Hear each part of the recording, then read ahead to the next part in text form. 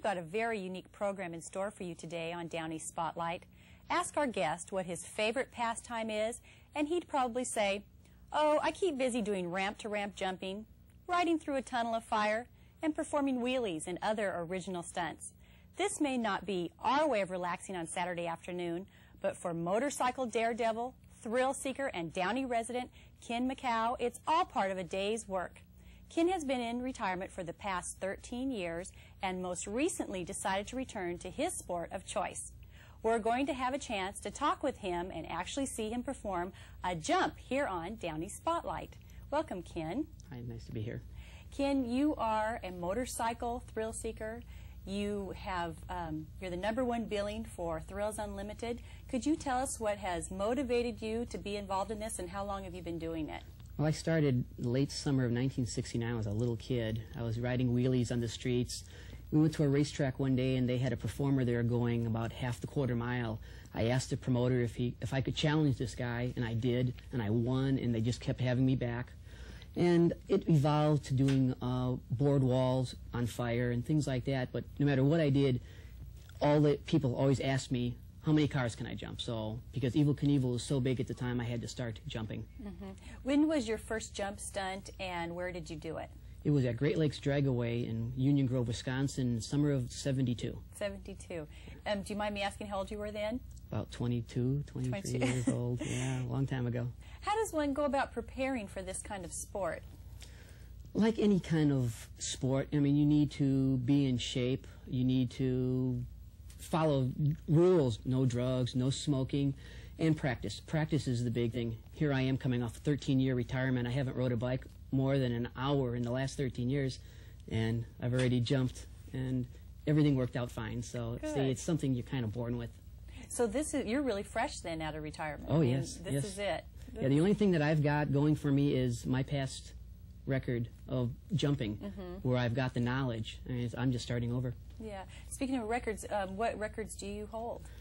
Right now, none of my records have held up. I do have the distinction of being the only motorcycle jumper to have a stunt sent up in a Voyager space capsule. The 1976 Guinness Book, which I was in for the Tunnel of Fire, was put in a time capsule that was sent up into infinite space somewhere. Wonderful. So that's kind of really neat. Then I held the outdoor ramp-to-ramp record of 142-foot gap. I won a whole distance of 173 feet, and then the Tunnel of Fire and a wheelie record. At the time was 4.5 miles, which now the record is like 110 miles. Gosh, but the equipment that I was using was so antiquated compared to what they have now that... This is the year of retirees coming back into, like in the boxing industry and everything. Everybody's coming back. But you made a good point, though, because what they were using back then and what we use now is just so advanced. Sure, when I did my world record jump over 26 cars in '74, I mean, the engine was topped out. That was as far as you can go. The record now is like 40 cars. Oh, my gosh. So that's really incredible. Ken, how has the press responded to you? Do they take what you do seriously? They do now. When I first started out, they didn't. But after I started doing national events, then they were all for me. Now this comeback has happened so fast. Everything's happening too fast for me. I didn't expect it to. I wasn't even ready, and I was getting bookings for shows. That's wonderful. That's really good. Now, you retired from the motorcycle thrill circuit in 1979. Yes. What inspired you to put back on your uniform and ride your motorcycle again? Well, I had done quite a few other things. I was an EMT paramedic in Los Angeles. I was designing computer systems, and I really haven't been happy doing what I was doing. When you do something like this for as long as I did, you never get it out of your system. And my wife and I and daughter, we went back to Chicago last June, and we were talking to my old crew, and they were telling her how good I was. My telling her didn't matter. And with them telling her that, she decided, let's get back into this. Plus, there's a call for it now. Yeah. Well, and if you have a passion for something, you probably should pursue it. That's right. You know, it's funny you say there's a call for it. About a month and a half ago, I went with my husband and some friends, and I just kind of went along. I didn't really even know what I was going to, but we went to the Anaheim Stadium to see the monster truck races. Have you been to this? Oh, yes, yes. And they had a stunt motorcycle rider where he jumped over, you know, a certain amount of monster trucks into a burning flame of, I don't know if it was, I can't remember if it was a hoop or what, and then landed in styrofoam boxes.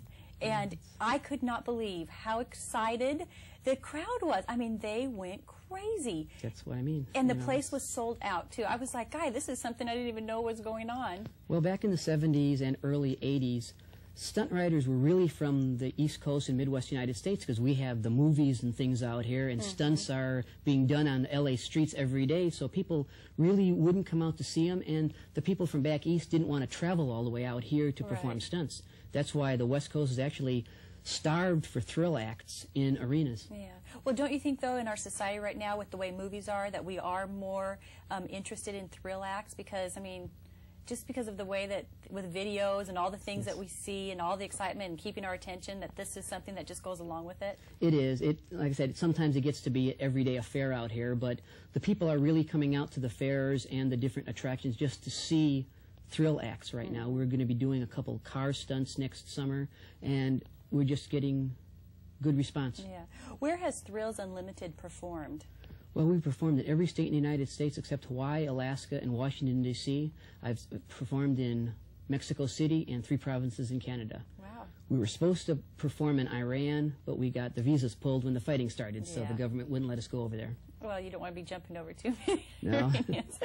At this time, we're going to be taking a break, but stay tuned, and you're going to be seeing a jump coming up very soon.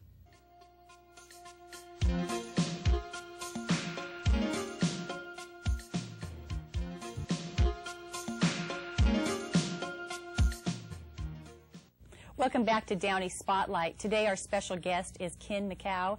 He's a motorcycle thrill seeker, a stunt rider, and we're going to find out more about him and actually see him jump today. Ken, what are some of the more frightening jumps that you have performed? Well, prior to any stunts, probably the most frightening thing was my tunnel of fire. That was listed in a 1976 Guinness Book of World Records because I had never done a tunnel prior to that. I had done this for a free show for a church picnic back in my hometown of Round Lake, Illinois. And I figured if I'm going to do something, I might as well do something and get some recognition for it. And so I did a world record.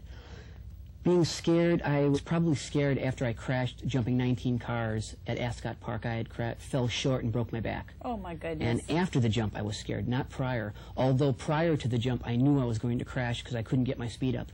How does the audience respond when they see this motorcycle daredevil crash and not make it? Well, it's hard to say. I'm usually kind of busy when they're going crazy. I'm crashing. But prior to a jump, the people are all with you. Yes. It's been kind of divided up into 3 groups. 10% want to see you crash. They're the big burly guys that come there with their girlfriends, and they want to see this guy really crash. 40% people, they don't want to see you crash, but if you crash, they want to be there. Yeah. And 50% are with you all the way. Yeah. But it's the crowd that really gets you psyched up. Right. It's because